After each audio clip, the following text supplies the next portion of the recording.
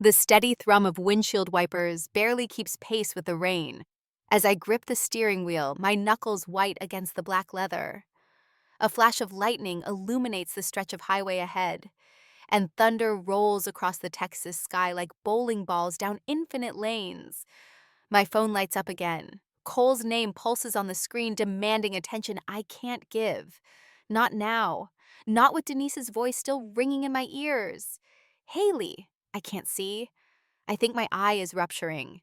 The raw fear in her words had cut through my peaceful morning coffee ritual, shattering the quiet of my grandmother's kitchen. I'd knocked over my cup in my rush to grab my keys, leaving a brown stain spreading across the floor like spilled secrets. I'm coming. I'd promised my voice steady, despite the tremor in my hands. Hold on, Denise, just hold on. The phone stops ringing, only to ping with a text. At the next red light, I glance down. Cole, tell her I hope she's okay, but don't forget dinner's at 6. My hands tremble against the leather steering wheel. The light turns green, but I sit frozen for a moment, remembering Cole's face this morning, the way his eyes lit up talking about his brother flying in from Colorado. First time in 2 years, Hales, he'd said, wrapping his arms around my waist as I made breakfast. Everyone's coming. It needs to be perfect. Perfect. The word tastes bitter now. Another text arrives. Cole, babe, you there? I don't respond. Speed up and I am finally in front of the hospital. The hospital exit sign appears through the rain. Bold white letters against green metal. My turn signal clicks in time with my racing heart. As I make my choice, the emergency room parking lot stretches before me, half empty on this stormy afternoon now. I pull into a spot near the entrance, cut the engine, and watch the rain hammer against my windshield. My phone buzzes again and again. Cole, can her wife help her? Cole, my family is waiting. Cole, we talked about this dinner for weeks. The words blur as tears fill my eyes. I blink them away, focusing on the harsh fluorescent glow of the hospital entrance. A nurse hustles a patient in a wheelchair through the automatic doors, both of them hunched against the rain. My phone rings one more time. Cole's contact photo fills the screen. The two of us at his cousin's wedding last summer, his arm around my waist, both of us smiling. We look happy. We look perfect. I press decline and whisper to the empty car. I choose my sister and enter the hospital. The waiting room smells of antiseptic and stale coffee. My wet shoes squeak against the linoleum. As I approach the desk before I can speak, a door opens and Denise appears in a wheelchair, one hand pressed against her right eye. The sight of her makes my breath catch. My strong, capable big sister looking small under the harsh lights. Haley. She reaches for me with her free hand. I grasp it, noting how her fingers feel. Family of Denise Carmichael. A doctor in blue scrubs approaches, tablet in hand. Her expression carries the weight of urgency. We need to move quickly. Without immediate surgery, she could lose her vision permanently. Denise's grip tightens on my hand. My phone vibrates in my pocket. Cole's final message for the day. You've made your choice. Hours pass in a blur of consent forms and updates. The clock on the wall creeps past 10 as the surgeon finally emerges, still in her surgical cap. The procedure went well, he says, and I feel 6 hours of tension begin to unwind from my shoulders. I see my sister after the operation sleeping. And after I stayed for 2-3 more hours, she woke up after the surgery, so I was able to return home.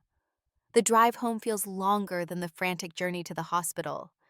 My headlights cut through the now gentle rain, illuminating empty streets. Each mile brings me closer to the confrontation waiting at home. When I pull into my driveway, the house is dark, except for a single lamp glowing in the living room window. I know what I'll find inside. Cole sitting in my grandmother's favorite armchair, his silhouette rigid with disapproval. I rest my forehead against the steering wheel for just a moment, gathering strength. Then I straighten my spine, grab my purse, and walk toward my front door. The key turns in the lock with a sound like fate deciding. Cole doesn't move as I enter. His voice cuts through the darkness, precise and cold as a surgeon's blade. We need to talk about your priorities. In the shadows, I think of Denise's hand in mine, of promises made and kept, of choices that reveal who we truly are. And I know with a clarity that burns that this conversation will change everything. My grandmother's kitchen still smells like coffee, but the warmth has leaked out of the house. 3 days of silence spread frost across every surface. Cole sleeps on the couch, his back a wall between us.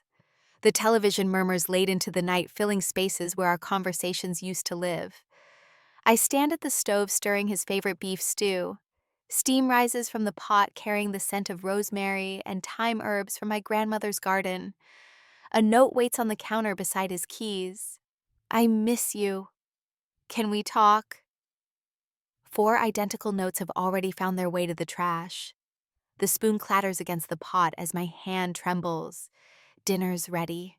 I call out, my voice smaller than I mean it to be. The couch cack's footsteps approach, then stop.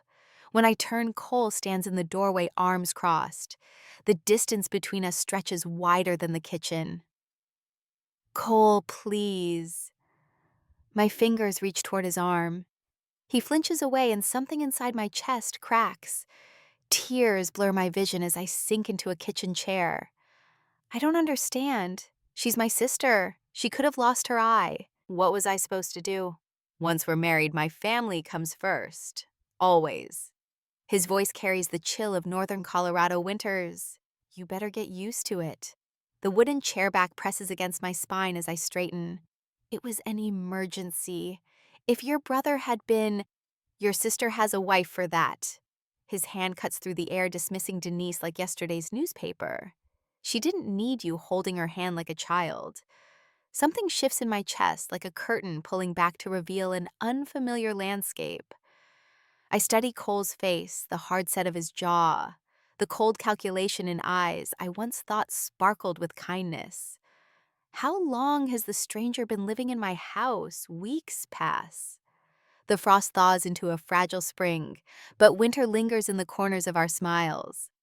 At Sunday dinner with Cole's family, his mother asks about Denise.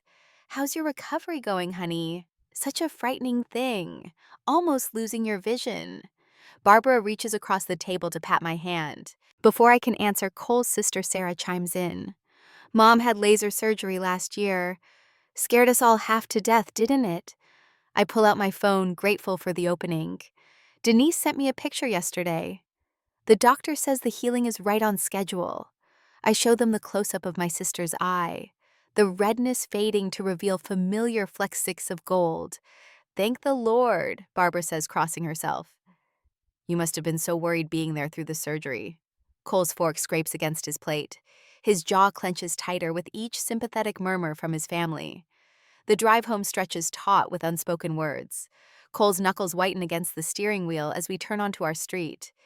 You made the whole dinner about your family's problems. The words explode from him before the garage door finishes closing. Every single time you have to bring up your sister. They asked about her. My voice sounds far away, like it belongs to someone else. What was I supposed to say?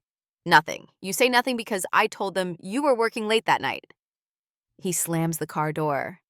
The garage walls amplify the sound.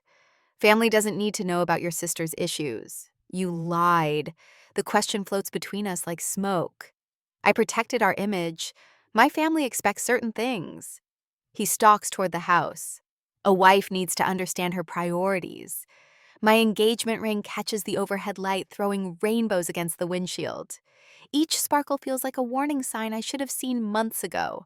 Later that night, I curl up in my grandmother's rocking chair, phone pressed to my ear. The porch swing cacks in the wind, a sound that used to mean home. This doesn't sound like the Cole you described. Jenny's voice carries 20 years of friendship and concern. The Cole from your stories would never make you choose between him and Denise. Maybe I never really knew him. The admission tastes like copper pennies. There were signs, little things I ignored because they didn't fit the picture in my head. Jenny pauses. The silence fills with years of shared secrets. My cousin practices real estate law. Want her number. The deed to my grandmother's house rests in my lap. Her careful signature, a reminder of choices made with love. My fingers trace the embossed seal as Jenny tells me about private consultations and legal options. I need to know what my choices are. The words come out stronger than I expect. This is my home. She left it to me. Yes, Jenny says softly. Your home, not his. The porch swing cacks again. For the first time in weeks, the sound carries hope instead of loss.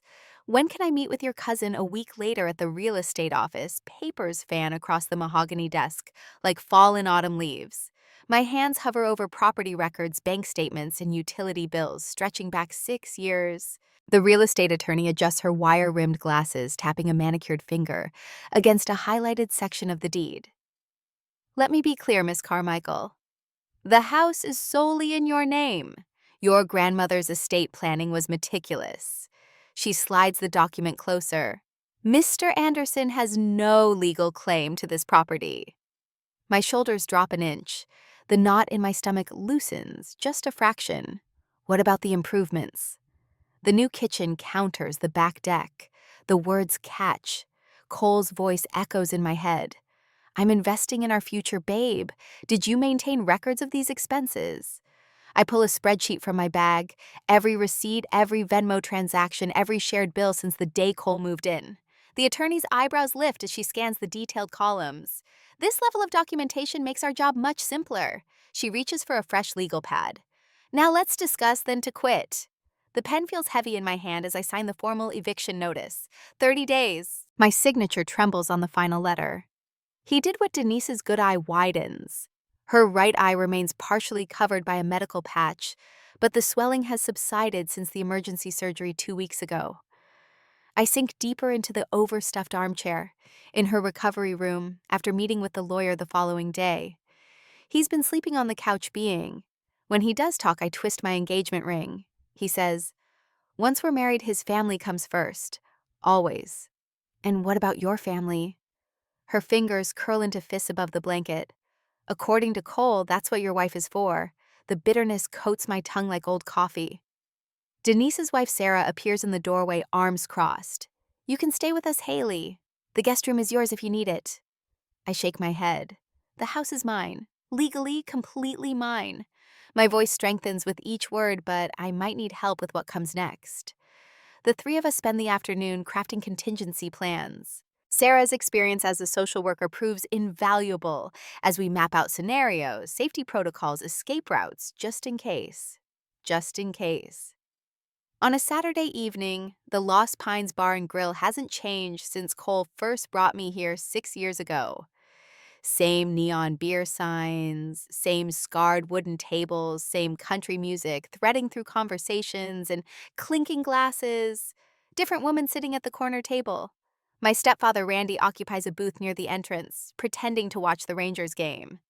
Kelly and Marcus, my oldest friends, lean against the bar strategically angled to monitor the room, while appearing absorbed in their own conversation. The velvet ring box sits beside my untouched glass of water. 6 years of dreams and promises wrapped in blue fabric. The ice cubes slowly melt, leaving rings of condensation on the scratched table surface. Hisk. 4:47 p.m. Cole strides through the door right on time, his photographer's eyes scanning the room before landing on me. His smile falters when he spots the ring box. I take a slow breath, center myself, remember the words I've rehearsed. We need to talk about respect, I say, as he slides into the seat across from me. About family, about choices. Haley. He reaches for my hand. I pull back. Baby, I know I overreacted about your sister, but you have to understand. I understand perfectly. My fingers brush the edge of the manila envelope beside me. I can't marry someone who doesn't respect my family. He laughs, but the sound holds no warmth. Is this about the dinner?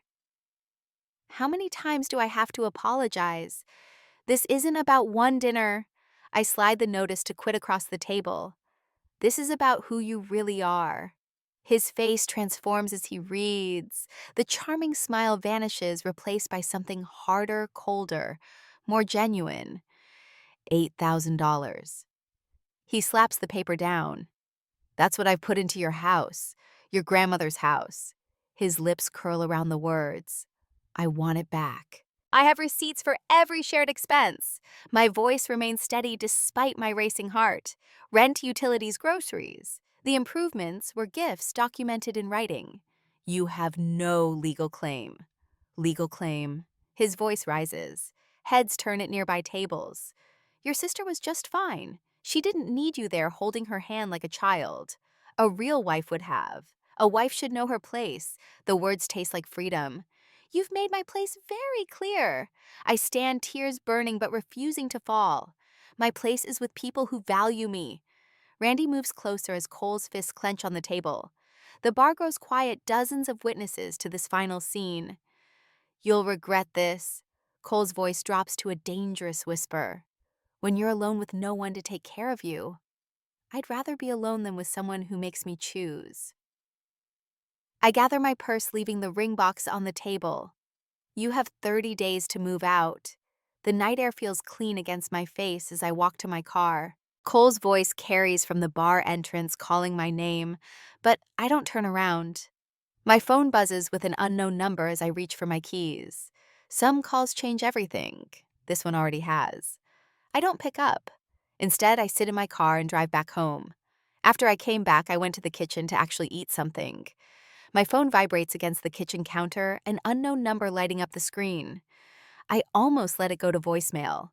These days, every unfamiliar call makes my stomach clench, but something stops my finger from hitting decline. Hello, Haley. A woman's voice, familiar but unexpected.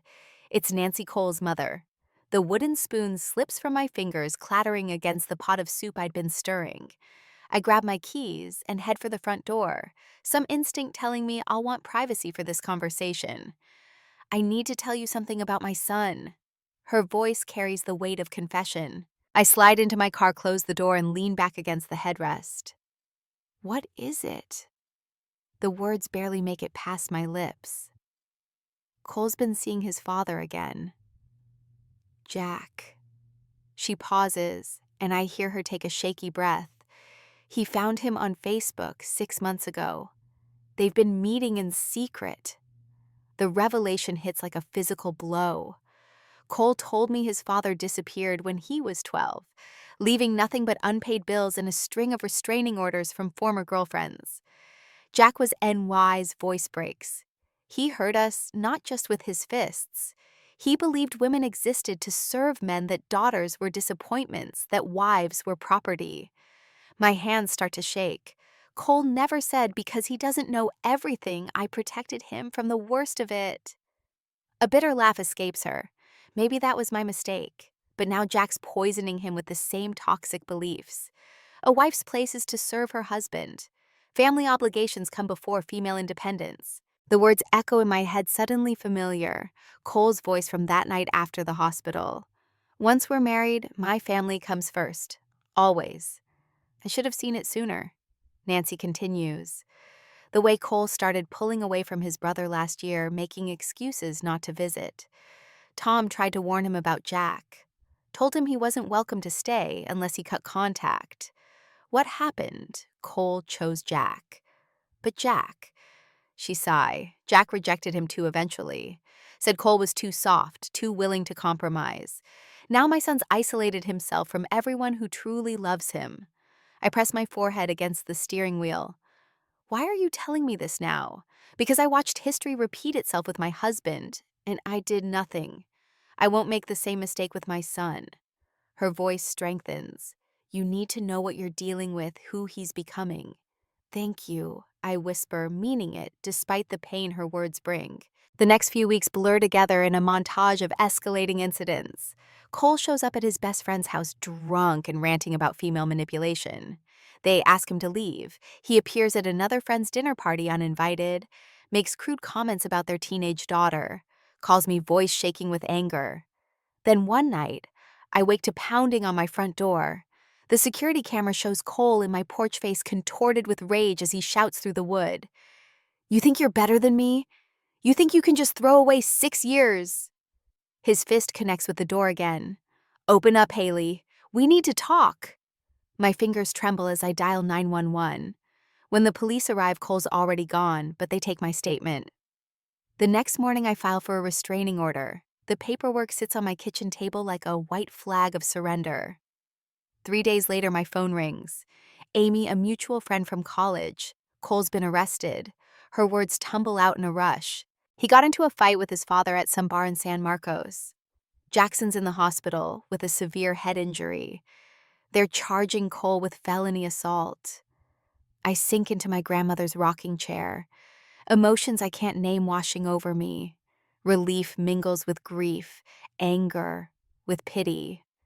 The man I loved exists somewhere inside the stranger Cole's become, but I can't save him. Maybe I never could. The following week, I visit Denise at her doctor's office. She's preparing for stem cell treatment, her eye healing, but still requiring careful monitoring. We sit together in the waiting room, shoulders touching like when we were kids. Sometimes I wonder, I say softly, if that night at the hospital hadn't happened, if I'd gone to Cole's dinner instead, then we'd both be blind. Denise squeezes my hand. Me physically, you emotionally. You'd still be engaged to someone who wanted to dim your light. Part of me still cares what happens to him. The admission feels like betrayal, but Denise just nods. Caring about someone and being responsible for them are different things. She says, "You can wish him healing without sacrificing yourself to make it happen." For the first time in weeks, I feel my lips curve into a genuine smile. I'm learning that now. Later that evening, I packed the last of Cole's belongings into a cardboard box. Old t-shirts, photography magazines, the spare laptop charger he always kept at my house.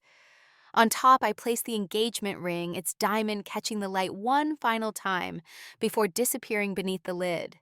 6 years of my life sealed away in brown packing tape. 6 years of dreams that turned into warnings I refused to see. But as I closed the box, I realized those years taught me something invaluable. Sometimes the most compassionate choice you can make is walking away, letting someone face the consequences of their own destruction. I carry the box to my car, ready to drop it at his mother's house. The weight in my arms feels lighter than I expected. Or maybe I'm just stronger than I knew. A month later, the wooden bench in courtroom 4B squeaks beneath me as I shift my weight. Years of other people's anxiety press into its surface. The air conditioning hums overhead, fighting against the July heat that seeps through the tall windows. My hands rest in my lap, fingers loosely intertwined instead of clenched like they were six months ago. Cole stands at the defendant's table in a charcoal suit that hangs loose on his frame. The same suit he wore to his cousin's wedding before everything unraveled. His attorney whispers something, and Cole nods mechanically. "Will the defendant please rise?" Judge Martinez's voice fills the courtroom, steady and firm. I watch Cole's shoulders tense as he stands. The judge peers over her reading glasses, her expression carved from years of seeing men like him stand before her. But Harrison, this court takes domestic disturbances very seriously. While you've agreed to plead guilty to misdemeanor assault rather than face felony charges. Let me be clear. Your actions showed a dangerous lack of control and complete disregard for boundaries. Cole stares at the floor. I remember how he used to hold my gaze across rooms demanding attention. Now he can't even look at me. The terms of your sentence are as follows: 12 months suspended mandatory alcohol monitoring, weekly therapy sessions, and a restraining order remaining in effect for 24 months. The judge's gavel cracks against wood. Next case, 2 deputies approach to escort Cole out. As they pass my row, his eyes finally flick toward me for a moment. I see confusion there, like he still can't understand how we ended up here. Later that day at the grocery market, the automatic doors at Tom Thumb slide open with a familiar whoosh. I grab a shopping cart, its wheels squeaking in protest, as I navigate toward the produce section. The fluorescent lights cast everything in that familiar grocery store glow, making even the organic tomatoes look slightly artificial. Haley. I turn to find Sarah Rogers examining a head of lettuce. We used to have coffee every other Tuesday when she was one of Cole's favorite photography clients. "Hi, Sarah." My voice comes out steady, natural, like this is any other Tuesday. She places the lettuce in her cart with exaggerated care. "I heard about, well, everything." Her eyes dart around like she's searching for a safe topic. "How are you doing?" "Oh, you know." I gesture vaguely at my cart. "Just getting groceries." Mark, her husband, appears with a bag of apples. His smile freezes when he spots me. "Haley. Good too. I mean nice too." He trails off, looking to Sarah for help. The silence stretches between us like taffy growing thinner and more uncomfortable by the second. Finally, Sarah steps closer, her voice dropping. Are you okay? Really okay? The question catches me off guard with its simple sincerity. My carefully constructed smile wavers. Not yet. The truth slips out before I can stop it, but I will be. Sarah's hand finds my arm, squeezing gently. We've missed you at church. When you're ready, your spot in the choir is still open. My throat tightens. Thank you. That means a lot. We parted, and I went back home. The same evening, the porch swing creaks softly as Denise and I rock back and forth the rhythm as familiar as our childhood. The evening air carries the scent of Mom's gardenias planted decades ago and still blooming faithful as ever. How's the eye? I ask, studying my sister's profile in the fading light. Denise turns toward me, and I catch the slight reflection in her right eye, the new lens catching the sunset. Better every day. The doctors in Dallas said the stem cell treatment took beautifully. She smiles. Though I have to say, the metaphorical improvement in vision has been even more remarkable. I bump her shoulder with mine. Look who's getting philosophical in her old age. 34 is not old. Thank you very much. She bumps me back, then grows serious. Mom called last night. Sunday call came early. No, this was different. She was crying. The swing slows. What happened? She said, I should have been there for both of you. Started talking about Dad, about how after he died, she got so focused on keeping us financially stable that she missed the emotional stuff. Denise picks at a loose thread on her sleeve. Said she won't make that mistake again. My phone buzzes. Mom's name lights up the screen. And for the first time in months, I don't feel the weight of unspoken expectations when I see it. 2 days later, the second bedroom door stands open. Late morning light spilling across drop cloths and paint cans. The walls, once a soft yellow meant for a nursery, disappear beneath strokes of stormy sky blue. My grandmother would appreciate the irony. The paint roller makes satisfying swooshing sounds as I work covering the last traces of the future Cole and I had planned. Each stroke feels like reclaiming territory. Something crinkles under my foot as I shift the ladder. I look down to find a folded paper that must have fallen from the closet shelf. Cole's distinctive architect's handwriting fills the page with bullet points. Our 5-year plan: buy the lake house, join country club, have first baby, move Haley's business to part-time, family dinners every Sunday with my parents. The paper crumples easily in my fist. Outside the window, a cardinal lands on the old oak tree, bright red against green leaves. My grandmother used to say, cardinals were visitors from heaven. I toss Cole's plans in the trash and pick up my roller again. This room has better futures to hold. 6 months later, my dining room hums with conversation and laughter. The table that once endured Cole's family's stony silences now holds platters of food and bottles of wine surrounded by people who choose to be here. Denise raises her glass, the overhead light catching her right eye, just so to new beginnings, and second chances, adds her wife Rachel, squeezing my hand. I look around the table at my mother actually listening to my stepdad's fishing stories, at Sarah and Mark arguing playfully about his latest kitchen experiment at the empty chair that no longer feels like an accusation. My chest expands with something that feels like freedom. The envelope arrives on a Tuesday, forwarded from my attorney's office. Inside, a simple letter informs me that Cole has taken a job in San Marcos, that he's completing his court-ordered therapy, that he's making progress. I read it twice, waiting for some emotional tidal wave to hit. Instead, I feel nothing but a quiet acknowledgement, like hearing about a storm that's moved on to another coast. That evening, another letter arrives. This one from Nancy Cole's mother. Her words flow across 3 pages, thanking me for having the strength to show her son the consequences of his choices, for helping her see what she'd been afraid to acknowledge. I fold both letters and place them in my grandmother's old recipe box, now repurposed for holding memories I don't need to carry every day. Some stories don't need a perfect ending to be complete. The next morning, the doorbell chimes just as I'm finishing my morning coffee. On the porch, a delivery man holds a bouquet of pink peonies, me grandmother's favorites, the ones that grew wild along her fence line every spring. The card is small, white, simple. You would have made her proud. I recognize my mother's handwriting, but the message echoes with my grandmother's voice standing in the doorway, holding flowers that smell like memory and promise. I finally understand what she meant all those years ago, when she said, "The strongest choices are the ones that bring you home to yourself." Coming to myself and choosing myself first wasn't a place.